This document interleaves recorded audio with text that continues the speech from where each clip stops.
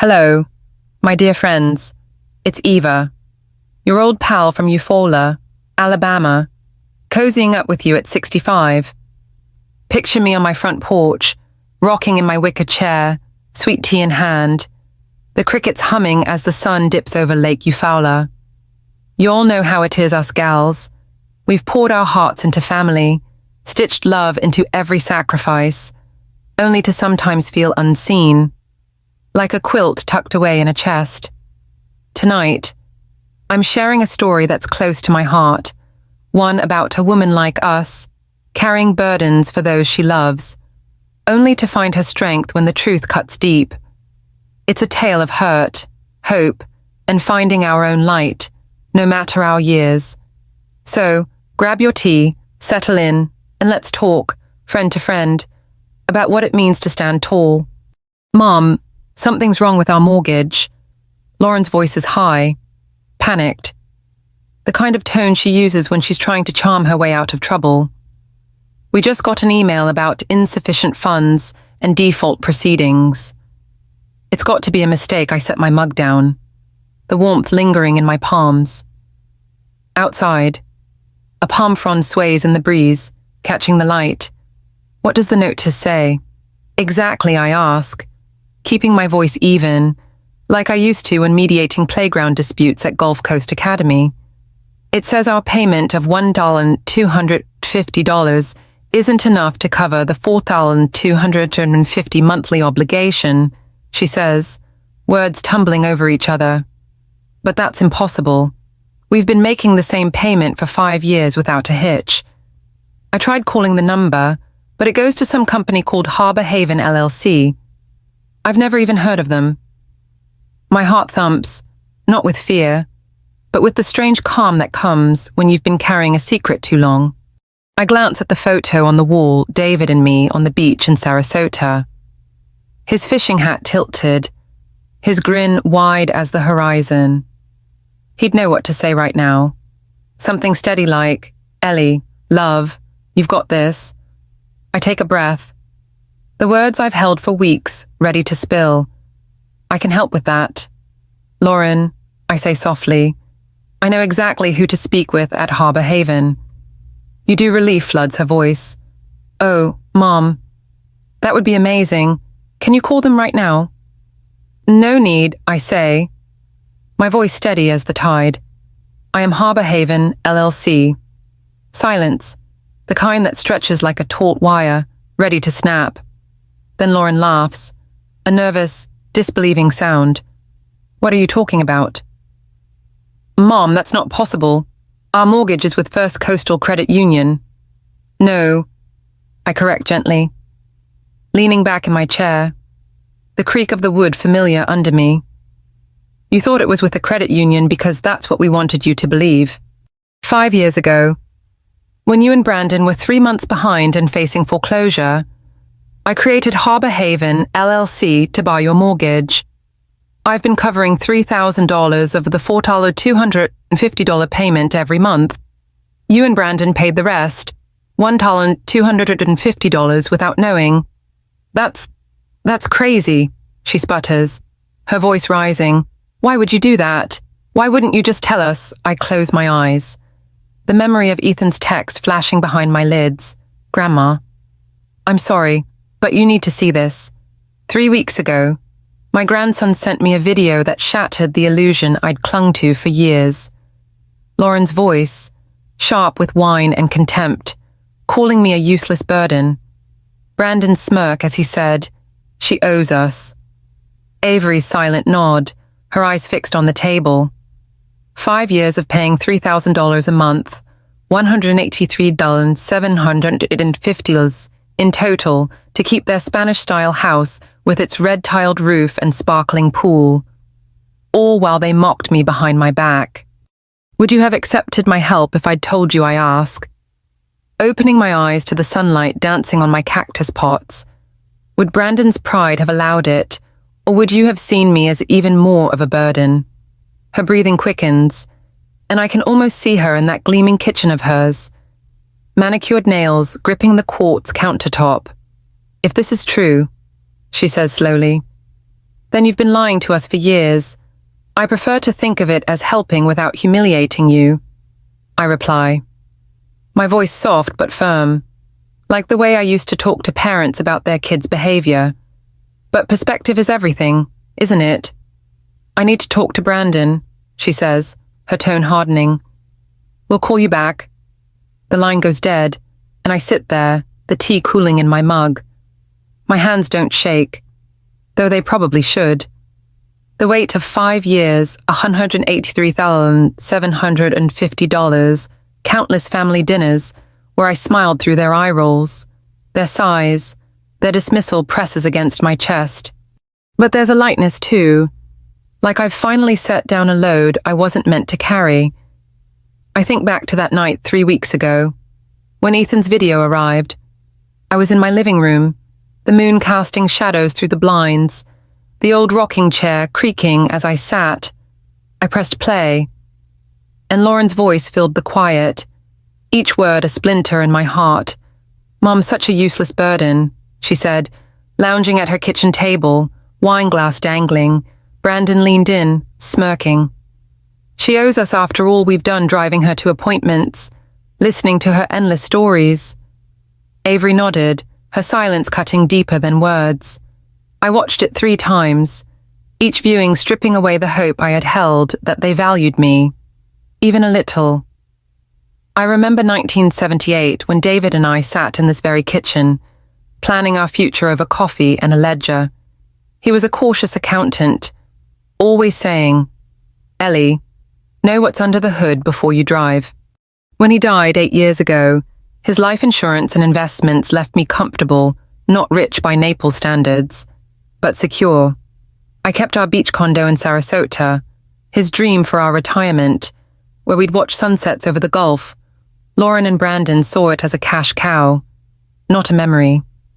They never knew I'd been paying their mortgage, thinking their $1,250 covered it all. While I poured in the rest through Harbor Haven, a company I set up with my financial advisor, Fatima Khan. The phone buzzes again, snapping me back. It's Lauren, but Brandon's voice comes through, loud and indignant. "Nora, what the hell is this about you owning our mortgage? If this is some kind of joke, it's not funny. It's no joke." "Brandon," I say, standing to refill my tea. The kettles whistle a familiar comfort.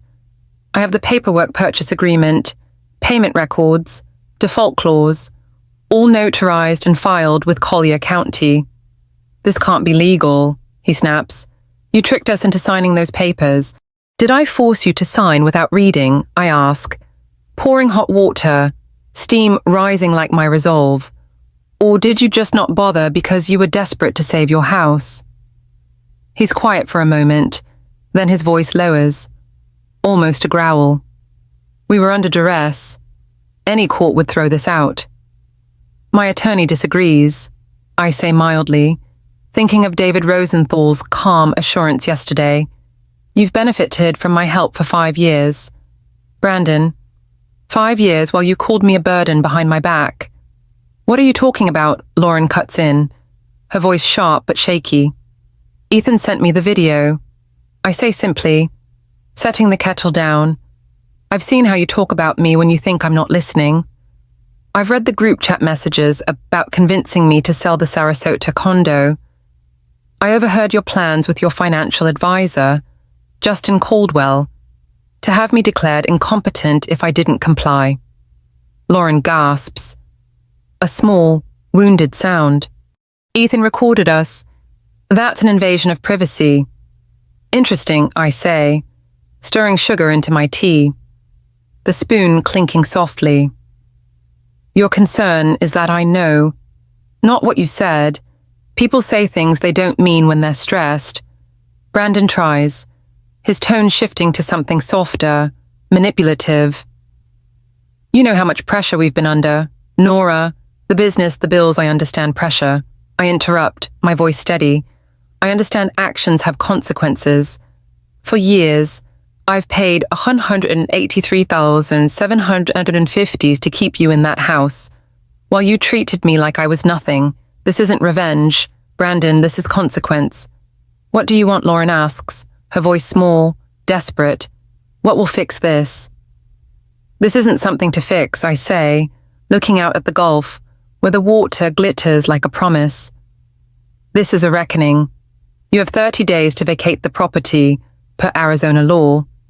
Or you can show genuine remorse, and we can discuss alternatives. But that requires real change, not performances. We'll fight this, Brandon says, his voice tight. You won't get away with it. You're welcome to try. I say, my heart steady now, like the rhythm of waves, but my position is strong, and I'm done carrying your burden.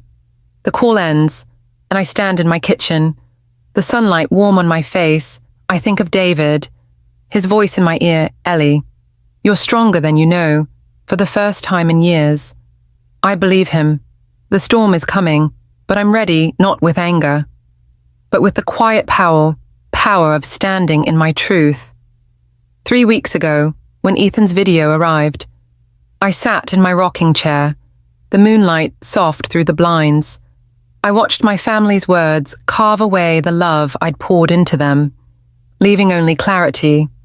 Now, as I look at the cactus pots on my windowsill, their spines catching the light, I feel like them resilient, rooted, ready to bloom when the time is right. Lauren and Brandon will come to my door soon, demanding answers, but I'm no longer the woman who smiles through their disrespect. I'm Ellie Harper, and this is my story of letting go.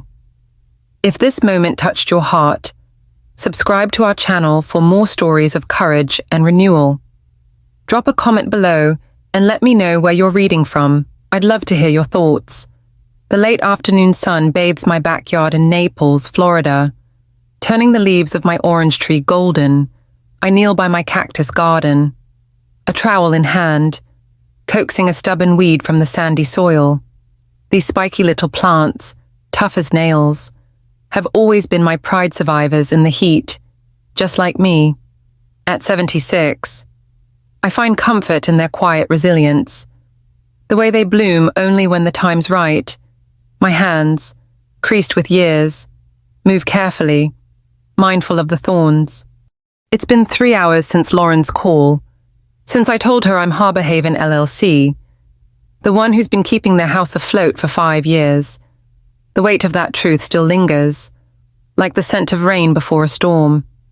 I brush dirt from my slacks and head inside, the screen door creaking behind me. My kitchen smells of Earl Grey and the faint citrus from the oranges I picked this morning. The chipped blue mug sits on the counter, a reminder of David, my husband, who's been gone 8 years now. I pour a fresh cup of tea, the steam curling like a memory, and settle into my chair at the oak table. The photo on the wall catches my eye. David and me on the Sarasota beach, his fishing hat tilted, his arm around me. That was 1980 when we dreamed of retiring to our little condo by the Gulf, watching sunsets paint the water gold. I kept that condo after he passed, a piece of him I couldn't let go, even as Lauren and Brandon eyed it like a prize. My name's Ellie Harper, and for 35 years, I was the principal at Gulf Coast Academy here in Naples. I loved shaping young minds, balancing budgets, and navigating parent conferences with a smile. Those years taught me patience, how to see through excuses, and the value of keeping good records. I'm not flashy, my beige slacks and blue blouses suit me fine, and I'd rather tend my cacti than chase the glitz of Naples high society. But I'm no pushover. David used to say I had a spine of steel under my soft voice, and I suppose he was right. I sip my tea, the warmth spreading through me, and think back to 1978 when David and I sat right here in this kitchen, planning our life. We were young then, barely 30, with a mortgage on this house and dreams bigger than our bank account. David, an accountant with a knack for numbers, spread his ledger across the table, his pencil scratching as he calculated. "Ellie, love," he said, his eyes bright. "We've got to know what's under the hood, Save 20%, always, and we'll be set. I laughed, teasing him about his caution, but I learned from him how to budget, invest, and build a nest egg that's kept me comfortable since his heart attack took him at 69. That nest egg: retirement accounts, investments, and the Sarasota condo is worth about $1.4 million, not wealthy by Naples standards. Where folks flaunt Bentleys and beachfront mansions, but enough for me. I live simply, driving my old Camry, volunteering at the library's book club, and joining water aerobics at the community center. But 5 years ago, I dipped into that nest egg for Lauren and Brandon, my daughter-in-law and her husband. When they stood to lose everything, Lauren Mitchell wasn't always the woman who called me a useless burden. When she married my son-in-law, Brandon, 20 years ago, she was sweet, with a laugh that filled a room. I remember her at 25, helping me bake snickerdoodles in this kitchen. Her hair tied back, flower on her cheek. "You're the best mum-in-law ever," she'd say, hugging me tight. But Naples changed her, or maybe it was Brandon. This town, with its golf courses, yacht clubs, and pressure to keep up appearances, has a way of twisting people. Lauren started chasing status designer handbags, charity galas, Instagram posts of their perfect life. Brandon fed that fire, a self-styled financial wizard who promised market-beating returns but delivered debt. Brandon Mitchell is all charm and bluster, with a smile that doesn't reach his eyes. He's 48, with slicked back hair and a knack for talking big. When he and Lauren bought their Spanish-style house in North Naples, a 5,000-square-foot showpiece with a red-tiled roof and a custom pool, he swore it was a smart investment. I suggested something smaller, but Lauren waved me off. "You worry too much." "Mom," she said, her voice tinged with that condescending patience reserved for old folks. "Brandon knows what he's doing. I knew better. As a principal, I'd seen enough parents make bad calls to spot a train wreck coming. Brandon's day trading schemes and Lauren's interior design business, which she expanded into commercial properties just before the market tanked, bled them dry. They leveraged their home, borrowed against retirement accounts, and racked up credit card debt. I kept my mouth shut. A skill honed from years of not telling parents their kids were bullies. But 5 years ago, the facade crumbled. I was in my living room, sorting library books, when Lauren showed up at my door, mascara streaking her face, hands trembling. "Mom, we're going to lose the house," she sobbed, collapsing onto my couch. "We're 3 months behind on the mortgage. The bank won't budge." It took a pot of tea and half an hour for her to explain Brandon's investments had tanked. Her business was failing, and foreclosure loomed. I saw the fear in her eyes, not just for herself, but for Ethan and Avery. Their kids, my grandkids. "Ellie, you don't have to do this," Fatima Khan, my financial advisor, said the next morning at my kitchen table. Fatima, with her neatly pinned hijab and sharp mind, has been my rock for 15 years. She studied Lauren's financial documents, her expression grim. They're underwater by $100,000 on the mortgage alone. Helping them directly would drain your reserves and teach them nothing. "What else can I do?" I asked, stirring my tea, the spoon clinking softly. "They're family." "Fatima." She leaned forward, her glasses catching the light. "There's another way. We create an LLC, Harbor Haven, to buy their mortgage from the bank. They keep making their $1,250 payment, thinking it's to a credit union, while you cover the $3,000 difference. They maintain their dignity. You protect your investment, and if they default, you own the property outright.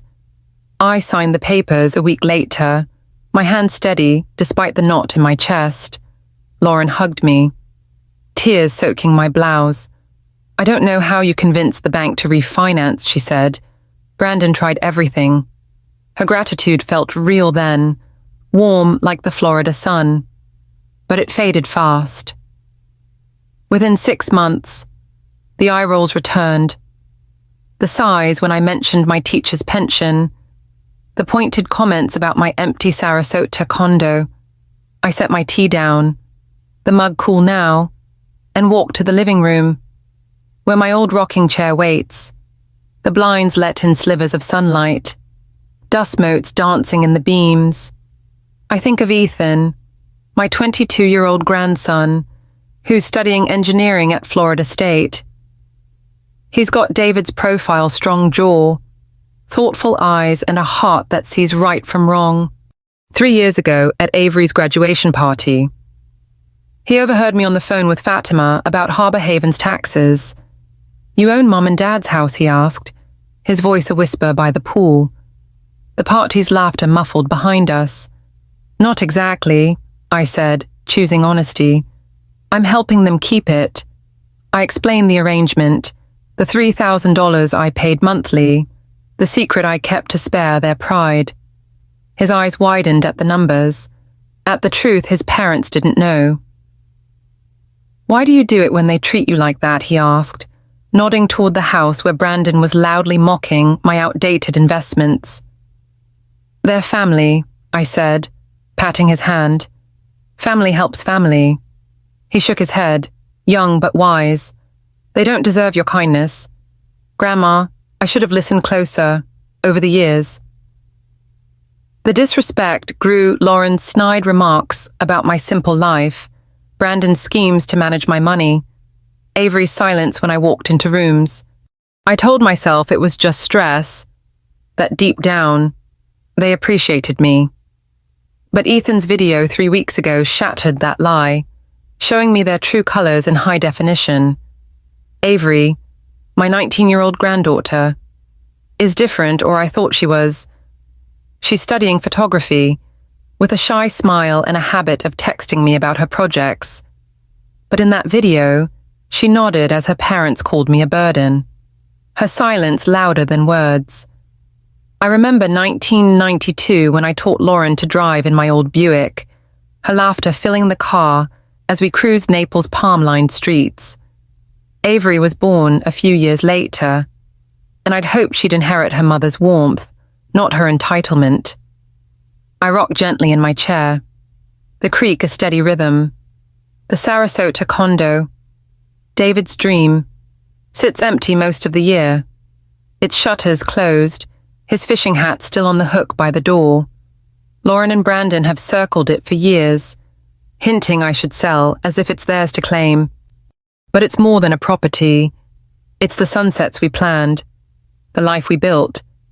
I've paid its taxes, its upkeep, while quietly covering their mortgage, believing family came first. Fatima's words from this morning echo Ellie. "You've done enough."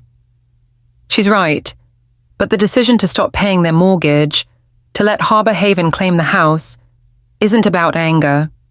It's about respect for myself, for the years I've given, for the woman I still am. I think of David, his voice soft in my memory. "Ellie, you're stronger than you know." Outside, the sun dips lower, casting long shadows across the backyard. My cacti stand tall, their spines glinting like tiny promises. Lauren and Brandon will come to my door soon, demanding answers. But I'm ready, not with the bitterness of betrayal, but with the clarity of a woman who's finally seen the truth. I've carried their burden long enough. It's time to set it down. The moon hangs low over Naples, Florida, its silver light slipping through the blinds of my living room, painting stripes across the hardwood floor. I sit in my old rocking chair, its familiar creak a quiet comfort in the stillness of 11 p.m. My phone rests on the armrest, its screen dark now. But the video Ethan sent 3 weeks ago still burns in my mind. I've watched it too many times, each viewing carving a deeper wound, like a knife slicing through the soft hope I'd clung to for years. At 76, I thought I'd seen enough of life's hurts, but nothing prepares you for hearing your family call you a useless burden. I pick up my tea, long gone cold in its chipped blue mug, and set it back down. The living room smells faintly of lavender from the candle I lit earlier, trying to soothe the ache in my chest. My photo albums, stacked neatly on the bookshelf, catch the moonlight, decades of memories. Birthdays, Christmases, moments I thought bound us. But tonight, those memories feel like anchors, pulling me into a sea of doubt. I lean back, the chair rocking gently, and let my thoughts drift to that night when Ethan's text changed everything. It was a Tuesday, the kind of humid September evening where the air clings to your skin. I'd just finished watering my cactus garden, the backyard glowing under the dusk. When my phone buzzed, Ethan's message was short, Grandma. I'm sorry, but you need to see this, no explanation, just a video attachment. I sat right here, in this chair, and pressed play, not knowing my world would fracture in 30 seconds. Lauren's voice came first, sharp and bitter, cutting through the quiet.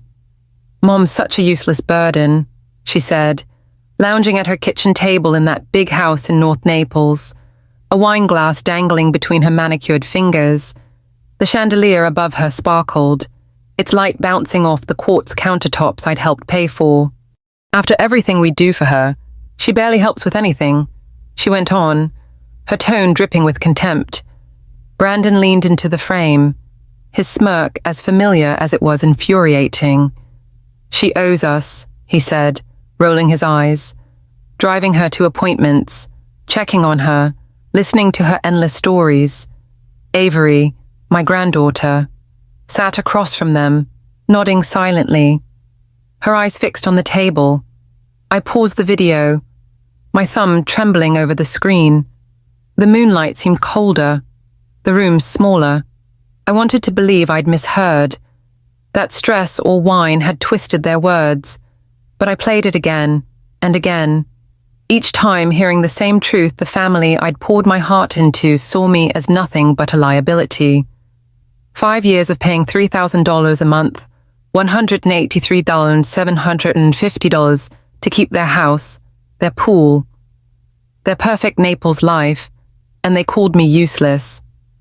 I stand now, walking to the bookshelf, my fingers brushing the spine of an album labeled 1992. I pull it down, the leather cover cool under my hands, and flip to a photo of Lauren and me in my old Buick.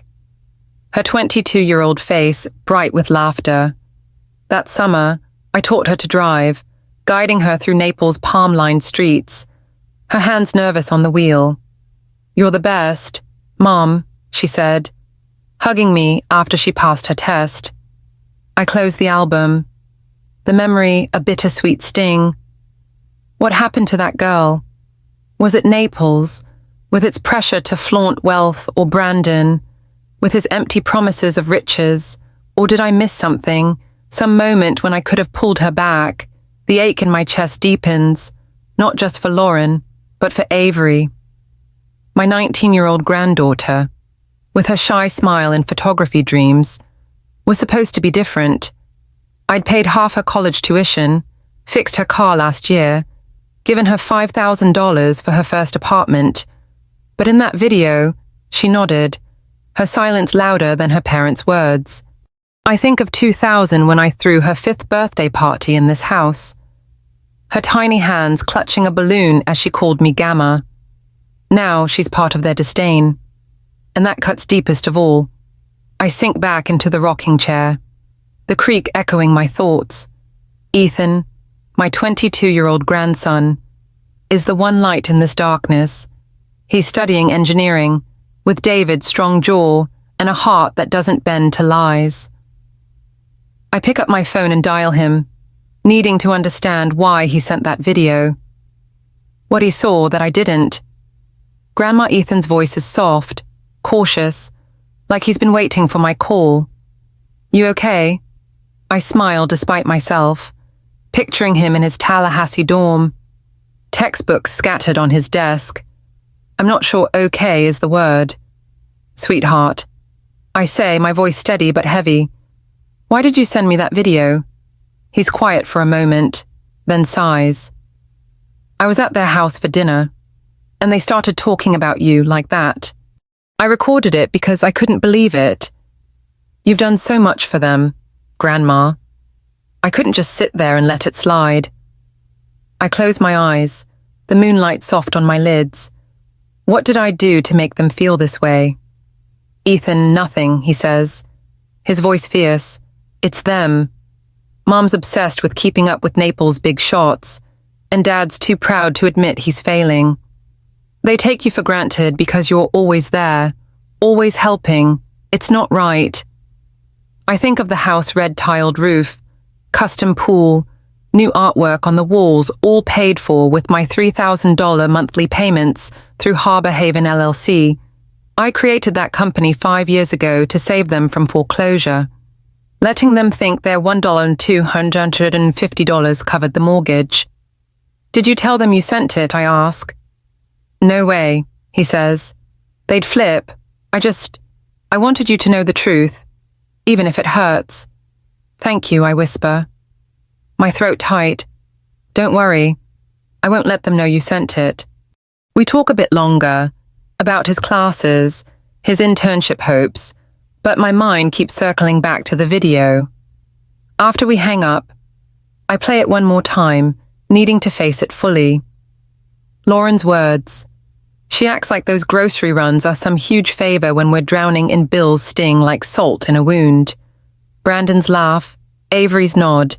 They're a family united in their contempt, blind to the $183,750 I've poured into their life.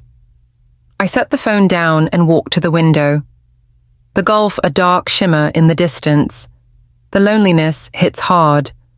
Not because I live alone, but because I've been invisible to the people I love most. For years, I've smiled through their sighs, their eye rolls, their hints that I should sell the Sarasota condo.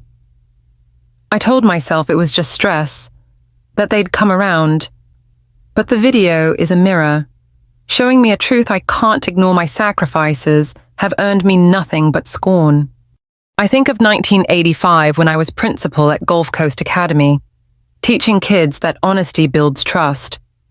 One boy, caught stealing lunch money, cried in my office, promising to do better. I believed in second chances then, and I've given Lauren and Brandon countless ones. But this feels different. Like a line crossed that can't be uncrossed. I remember David, his voice steady, Ellie. You can't fix people who don't want to be fixed. The next morning, I call Fatima Khan, my financial advisor, who's been my guide since David passed. We meet at her office downtown, a small space with a view of Naples' palm trees swaying in the breeze. Fatima, her hijab, a soft blue today, studies me over her glasses. Ellie, I saw your text about the video, she says, her voice warm but direct. I'm so sorry. I nod, clutching my purse, the leather worn from years of use. I need to know my options. Fatima, I can't keep paying their mortgage. Not after this. She pulls out a folder. The Harbor Haven LLC documents, neatly organized. The purchase option clause is clear. She says, pointing to a highlighted line, if they miss a full payment, you can claim the property. Their $1,250 won't cover the $4,250 due. So, if you stop your $3,000 contribution, the default kicks in automatically. You'd own the house outright, and they'd become month-to-month tenants. I stare at the papers, the numbers blurring. What happens then, I ask? My voice barely above a whisper. They'd get 30 days to vacate. Per Florida law, she says. Or you could negotiate new terms, but that's up to you. I think of Lauren's house, its gleaming kitchen, the pool where Ethan used to splash as a boy. I think of the Sarasota condo, David's fishing hat still hanging by the door. I've protected both, believing family came first. But now, I see the cost, not just the $183,750, but the pieces of myself I've lost. trying to hold them together. Ellie, Fatima says gently, you've given them enough. What do you want for you? I look out the window, the palms swaying like they're whispering an answer. I want to be seen, I say, the words surprising me, not as a burden, but as Ellie Harper, who's done her best. Fatima smiles, a rare softness in her eyes. Then let's start there. I leave her office, the folder tucked under my arm, the sun warm on my face. Back home, I stand in my backyard, the cactus garden glowing in the late light. A single bloom, pink and fragile, has opened on my prickly pear, a quiet miracle after months of waiting. I think of David, of Ethan, of the woman I still am. The video broke something in me, but it also woke something up, a resolve I haven't felt in years. Lauren and Brandon don't know it yet, but their next mortgage payment is due in 2 weeks, and I'm not covering it, not this time. The Sunday afternoon sun hangs low over Naples, Florida, its golden rays glinting off the Gulf in the distance. I stand in my kitchen, smoothing the creases of my blue blouse, the one I've worn to every family gathering for years. My chipped blue mug sits on the counter, empty now, but its familiar weight grounded me this morning as I sipped my Earl Grey. Tonight, I'm heading to Lauren and Brandon's house for dinner, an invitation that arrived 2 days after I met with Fatima about Harbor Haven LLC. Lauren's voice on the phone was syrupy sweet, Mom. We need to discuss something important. I know what they want, the Sarasota condo, my late husband David's dream, the one they've circled like vultures for years. I slip on my beige slacks, glancing at the cactus garden through the window. A new bloom, delicate and pink, glows on my prickly pear, a quiet reminder of resilience. At 76, I've learned to read people, a skill honed from 35 years as principal at Gulf Coast Academy. Lauren's invitation isn't about family, it's a performance, a carefully staged attempt to pry more from me.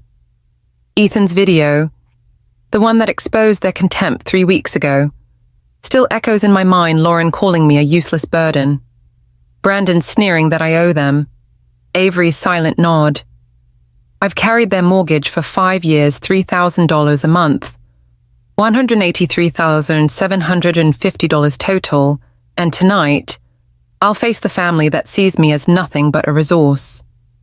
I drive my old Camry to their North Naples neighborhood, the palm-lined streets lined with manicured lawns and gleaming SUVs. Their Spanish-style house looms ahead, its red-tiled roof and arched windows a testament to the life I've helped sustain. The pool sparkles in the backyard, its water catching the fading light. I park, my hand steady on the wheel, and take a breath. David's voice whispers in my memory, Ellie, love, you're stronger than you know. Lauren opens the door before I ring the bell, her smile as polished as her chandelier. Mom, you look wonderful, she gushes, pulling me into a hug, her Chanel perfume sharp and overpowering. Her blonde hair is swept into perfect waves, her nails glossy red. I know she hasn't noticed my outfit, she never does. Her eyes see dollar signs. Not me. Something smells delicious, I say, stepping inside, letting her cheek kiss graze my face. The foyer gleams with new abstract artwork, the tile floor imported, the chandelier overhead a recent addition. Every upgrade screams money, money they don't have, money I've been quietly providing through Harbor Haven LLC. Brandon's making his famous paella, Lauren says, steering me toward the dining room, her arm around my shoulders in a practice show of warmth. And wait till you see Avery's dessert. The dining room table is set with linen napkins and crystal wine glasses, a stage for their performance. Brandon emerges from the kitchen, a dish towel slung over his shoulder, his smile all teeth. Ellie. Perfect timing, he says, his voice too loud. Wine water's fine. I reply, catching the flicker of disappointment in his eyes. They want me relaxed, my guard down. I've seen this routine too many times at parent conferences. Flattery before the bad news. Avery appears from the living room, her phone in hand, her smile bright but brittle. "Grandma." "You look great," she says, hugging me quickly. "Have you lost weight?" "Same as always." "Dear," I say, patting her arm. At 19, Avery's studying photography, but her silence in Ethan's video nodding as her parents mocked me still stings. I search her eyes for guilt, but she looks away, busying herself with the table. Dinner unfolds like a well-rehearsed play. Brandon serves the paella with a flourish, the saffron-scented rice steaming in its pan. Lauren pours wine generously, refilling my water when I decline a second glass. They steer the conversation to safe topics, my book club, my garden, the new pastor at church, subjects they've never cared about before. I nod, smiling, but my principal's instinct hums. They're building to something. "Remember that summer at Sarasota when I was 10? Avery asks, right on cue, as dessert chocolate mousse appears. Her voice is careful, rehearsed. Grandpa taught me to build sandcastles by the pier. It was so special. I think of 2006, David kneeling in the sand, his fishing hat shading his eyes, guiding Avery's tiny hands. He loved those moments with you." I say, my fork untouched by the mousse. He'd spend hours perfecting those turrets. "I was thinking," Avery continues, her eyes flicking to Lauren, "it'd be amazing to document those memories at the condo. I could bring my camera, maybe stay a week, make a photo book of the place and its history. The subtext is clear. Let me stake a claim on the condo, catalog its value, prepare for its sale." "That's a lovely idea," I say neutrally, folding my napkin. Lauren's smile tightens, her plan not landing as hoped. Brandon leans forward, elbows on the table, fingers steepled. "Actually, Ellie, that ties into something Lauren and I wanted to discuss." His voice drops, feigning concern. "We're worried about how much you're managing on your own, the condo, your finances, all the day-to-day stuff." Lauren places her hand over mine, her touch cool, calculated. "Mom, it's a lot for anyone, especially living alone," she says, her eyes wide with fake worry. "We've been thinking about how to make things easier for you, for our family's future." I raise an eyebrow, keeping my voice light. "Easier how?" "Dear well," Brandon says, clearing his throat. "The business has been tough since the pandemic. Lauren's rebuilding costs are high, and Avery's student loans are a burden." Avery looks down, playing her part. "We've looked at our options, and we think there's a solution that helps everyone." Lauren squeezes my hand, her voice soft but insistent. "If you sold the Sarasota condo, Mom, you'd free up all that equity. No more property taxes, maintenance, hurricane insurance. We could help manage the proceeds, make sure they're working for the whole family. The condo, David's sanctuary, where his coffee mug still sits in the cupboard, where we plan to grow old. They see it as cash, not a memory. That's something to consider," I say carefully, withdrawing my hand.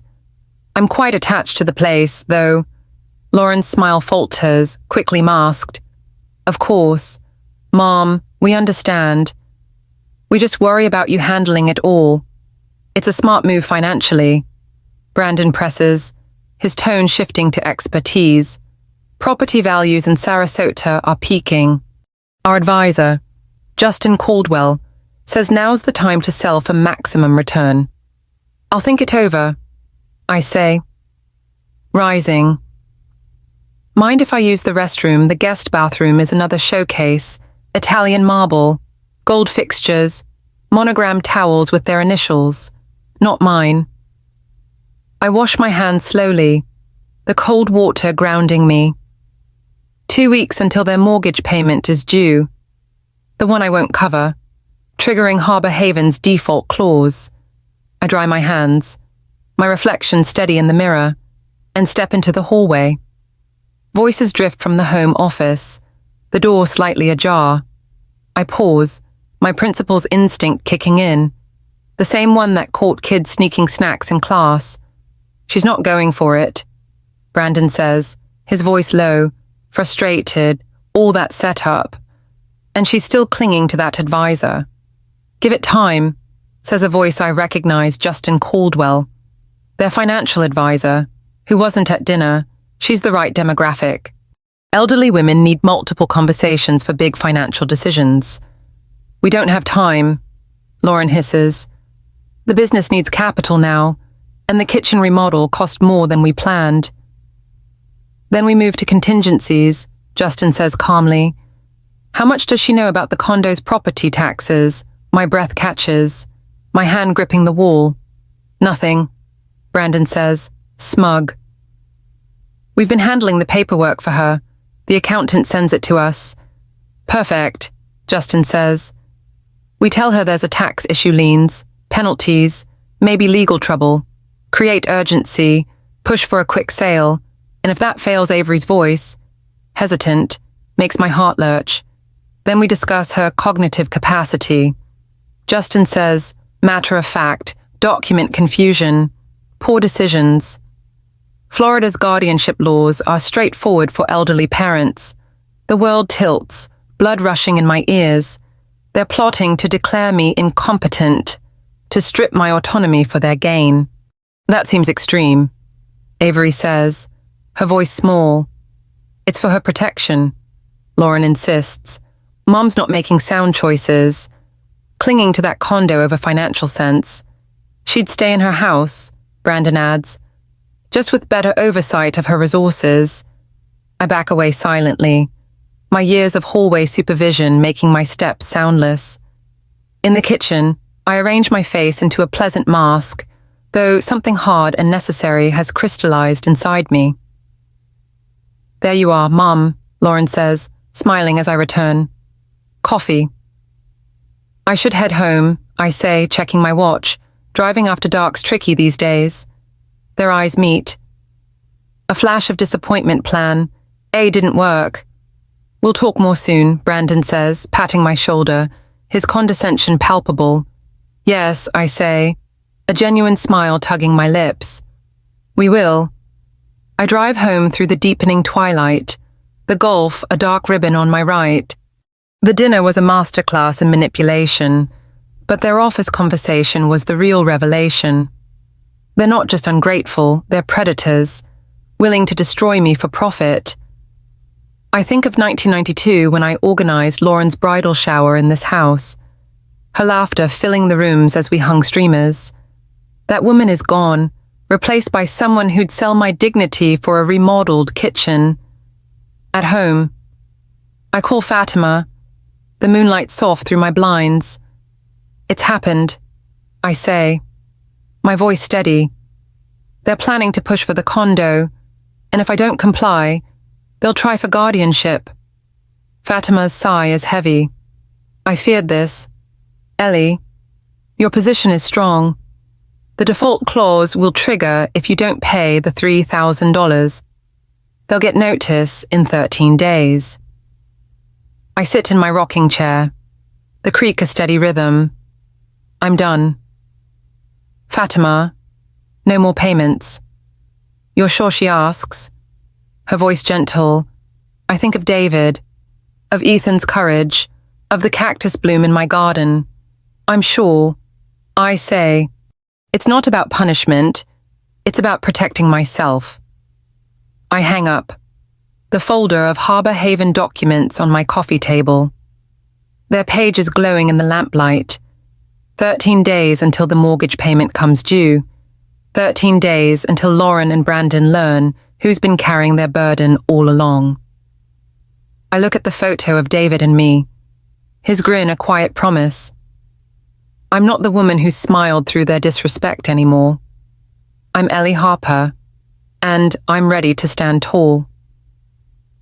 The morning air in Naples, Florida, carries the salt of the Gulf.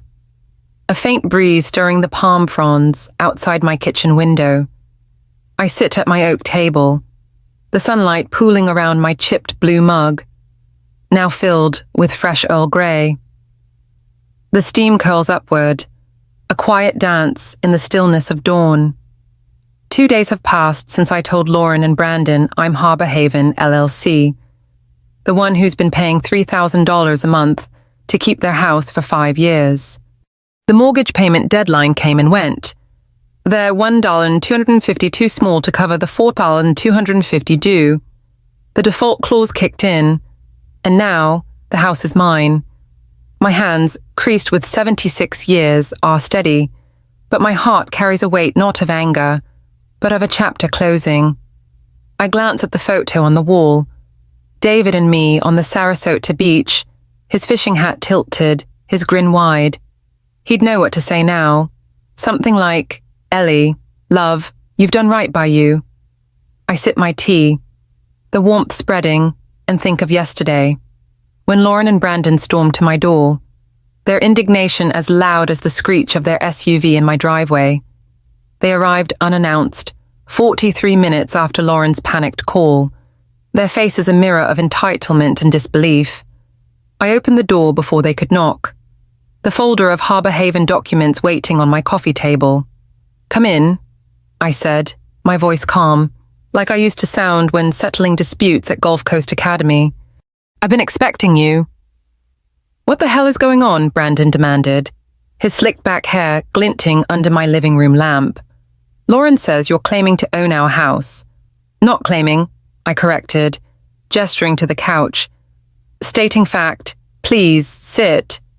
They stood, a united front. Lauren's arms crossed, her designer purse dangling from one elbow. "If this is some kind of joke..."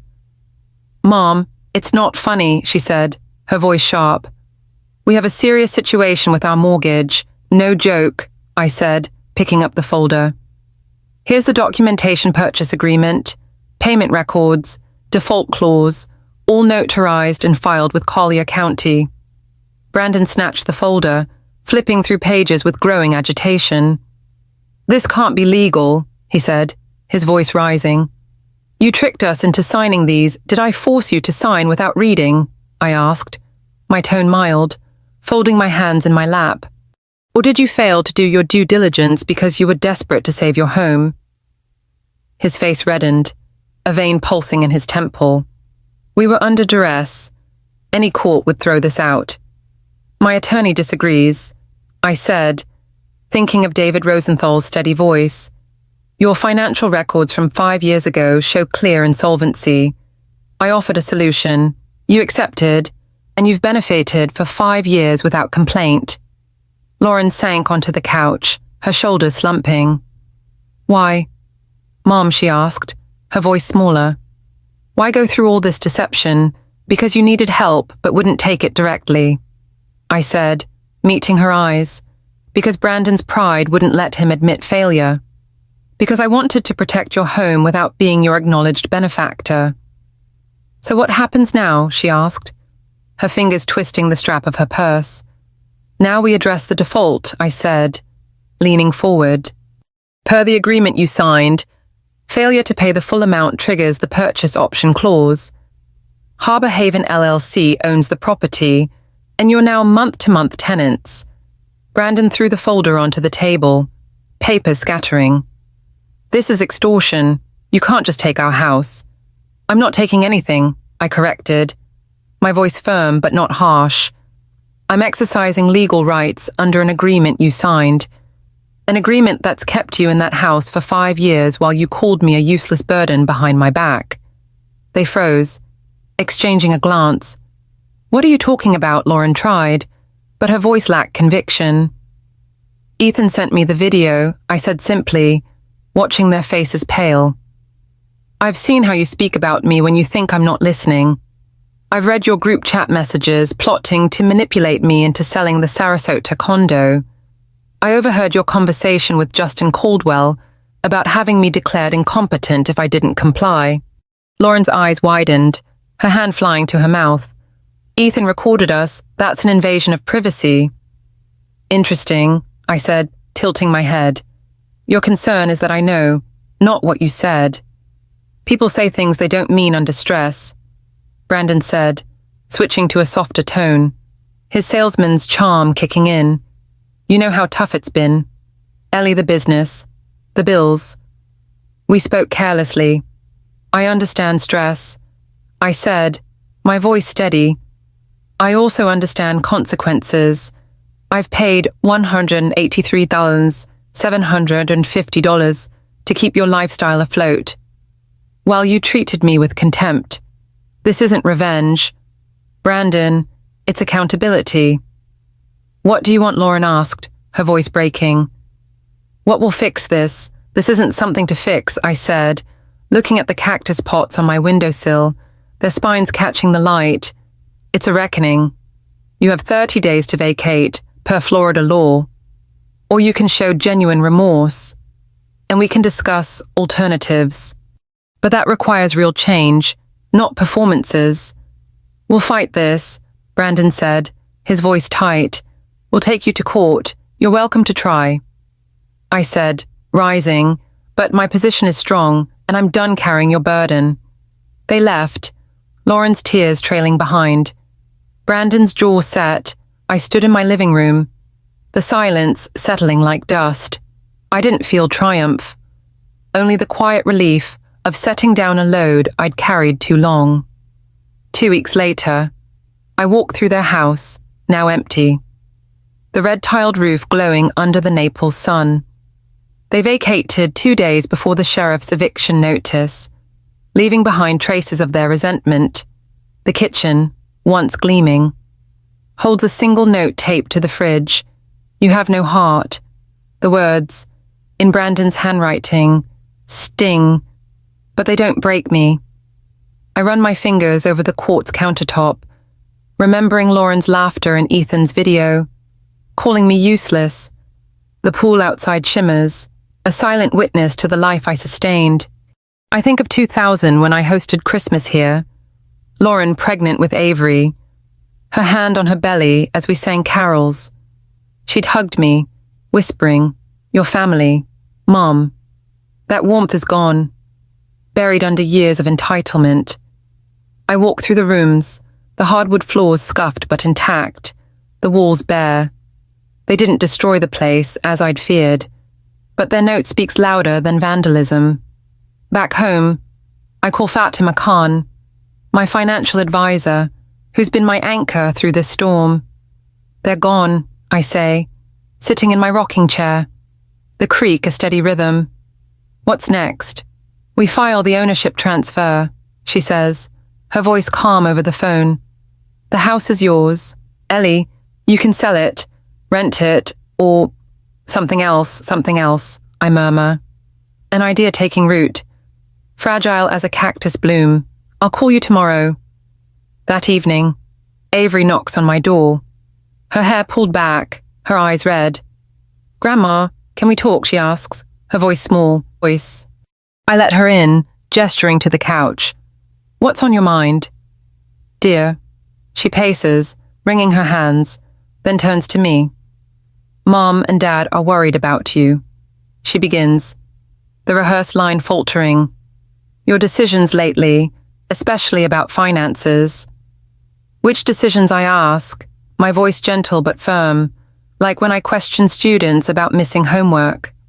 She hesitates, her eyes dropping. The condo, not selling when it makes sense, rejecting Justin's help with your portfolio. Did they mention their plan to have me declared incompetent if I didn't comply? I ask, watching her face pale. I heard you all in the office during dinner. Avery, Justin explaining guardianship, your mother saying it's for my protection. Her breath catches, tears welling. Grandma, I didn't know they'd go that far. I thought we were just helping you. You sat silently while they called me worthless. I say, my voice soft but unflinching. I paid half your tuition, fixed your car, gave you $5,000 for your apartment, yet you helped plan how to manipulate me. I'm sorry, she whispers, tears spilling. I didn't mean to hurt you. Sorry isn't enough. Avery, I say, standing, not yet, but I'm here when you're ready to understand what you've done. She leaves, her shoulders shaking, and I sit in the quiet, the moonlight soft through the blinds. I don't hate her, she's young, caught in her parents' web, but forgiveness takes time, and I'm learning to guard my heart. A week later, Lauren sends a letter, her handwriting neat on cream stationery. Mom, I'm sorry for what we said, for how we acted. We were desperate, but that's no excuse. Can we talk? The words feel calculated, focused on regaining the house, not healing the hurt. I write back Lauren. I'm open to talking, but only if you see me as a person, not a resource. That takes real change. I don't expect a reply soon. The idea for the house blooms fully when I meet Fatima at her office. I want to turn it into a non-profit. I say, the folder of plans in my lap. A transition home for elderly folks leaving the hospital. A place to heal before they go home. Fatima's eyes light up. Harbor Haven Family Transition Home, she says, smiling. It's perfect, Ellie. We start the paperwork, naming each bedroom after a teacher who shaped me at Gulf Coast Academy. The kitchen, where Lauren plotted against me, will host cooking classes for seniors. The pool will be a therapy space. I think of David, who believed wealth was for creating opportunities. He'd love this. I visit the Sarasota condo more now, not as a shrine to David, but a place to live. I join a watercolor class, my brush tracing Gulf waves, and try paddleboarding at 76, laughing when I tumble into the water. The condo's shutters are open, sunlight filling the rooms. David's fishing hat still by the door. I'm not just Ellie Harper, the woman who sacrificed. I'm Ellie, finding herself again. Ethan visits, bringing groceries I don't need. His grin like David's. You're amazing, Grandma, he says, stirring sugar into his tea in my kitchen. They're struggling, but it's on them now. They'll find their way, I say, patting his hand. Or they won't. But I'm done carrying their load. I stand in my backyard, the cactus garden glowing under the stars. A new bloom opens, its petals soft against the spines. I think of 1985 when I taught Lauren to bake snickerdoodles, her laughter filling this house. That memory is a treasure, but it doesn't bind me anymore. I've given enough, now. I'm building something new, not just a home for others, but a life for myself. The Sarasota sun dips toward the Gulf of Mexico, painting the water in hues of gold and crimson. I stand on the balcony of my beach condo, the salt breeze tangling my silver hair, a watercolor brush in my hand. At 76, I'm learning to capture the waves on canvas, my strokes tentative but growing bolder each week. The condo's shutters are open, letting in light and the distant hum of gulls. David's fishing hat still hangs by the door, a quiet reminder of the life we planned here. But now, it's my sanctuary, a place where I'm not just Ellie Harper, the woman who sacrificed, but Ellie, living for herself. 3 months have passed since Lauren and Brandon left their North Naples house, the one I sustained for 5 years, with $3,000 monthly payments through Harbor Haven LLC. The default clause I triggered made it mine, and I've transformed it into the Harbor Haven Family Transition Home, a non-profit for elderly folks recovering from hospital stays. The red-tiled roof glows under the Florida sun, its rooms now named for teachers who shaped me at Gulf Coast Academy. The kitchen, where Lauren once called me a useless burden, hosts nutrition classes, laughter filling the air where contempt once lingered. The pool sparkles, a therapy space for seniors relearning their strength. David would have loved this, I think. His belief that wealth should create opportunity shining through every detail. I set my brush down, the canvas half finished, and lean against the balcony railing. The Gulf stretches endless before me, its waves a steady rhythm. I think of 1970 when David gave me my first cactus plant, a spiky little thing in a terracotta pot. It's tough like you. Ellie, he said, his grin bright as the Naples sun. That cactus still sits in my backyard. Its bloom's a testament to endurance. Like it.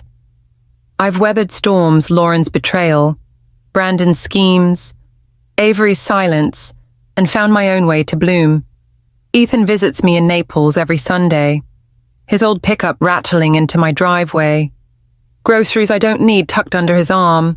Today, he's in my kitchen, stirring sugar into his tea, his engineering internship in Tampa keeping him busy, but not too busy for his grandma. They're struggling. You know, he says, his voice low, nodding toward the invisible line where Lauren and Brandon now live, in a small apartment in East Naples. Dad's SUV got repossessed, and Mom's selling her designer stuff online. I sip my Earl Grey, the chipped blue mug warm in my hands. They'll find their way. Ethan, I say, patting his hand. Or they won't. But it's not my burden anymore. He nods, his eyes so like David's thoughtful. They've been calling me, asking me to talk to you, to fix things. I told them it's not about fixing, it's about owning what they did. I smile, pride swelling for this boy who's grown into a man of integrity. You're your grandpa's grandson, I say. And we both laugh. The sound soft in the morning light. Avery's been reaching out too, her letters arriving every few weeks. Her handwriting shaky but earnest. Grandma. I'm sorry for my part in everything. Her latest one read, I'm learning what family really means. Can we talk soon? Unlike Lauren's early apologies, which felt like negotiations, Avery's words carry a seed of sincerity. I've written back, keeping my door open, I'm here. Avery, when you're ready to build something real. Forgiveness is a slow road, but I'm willing to walk it, one step at a time. Lauren and Brandon remain distant, their pride a wall I can't breach. Lauren's last letter, a month ago, was brief. Mom, I know we hurt you. I'm trying to understand why I became this person. Give me time, I replied. Time is yours. Lauren, but change is up to you. I don't expect miracles, but I've learned to let go of expectations, to hold space for possibility without clinging to it. I walk to my backyard, the Naples dusk, casting long shadows across my cactus garden. The prickly pear's bloom has faded, but another bud is forming, a promise of new life. I think of the transition home, where I spent yesterday helping set up a physical therapy room. An elderly woman, Mrs. Clara, gripped my hand, her eyes bright. This place feels like hope, she said. Her words stayed with me, a reminder that my pain has birthed something beautiful.